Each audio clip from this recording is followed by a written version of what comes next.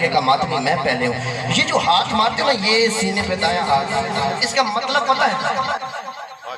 اس کا مقصد پتہ ہے آپ کو؟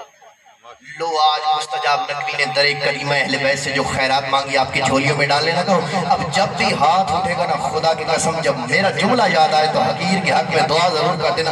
یہ جو پہلا دایاں ہاتھ اٹھاتے ہیں نا 61 ہجری 10 محرم کو مولا نے ایک صدا لگائی تھی حل من ناصر جنسلنا. یہ دایاں ہاتھ اٹھاتے ہو اے کاش ہم کربلا میں ہوتے،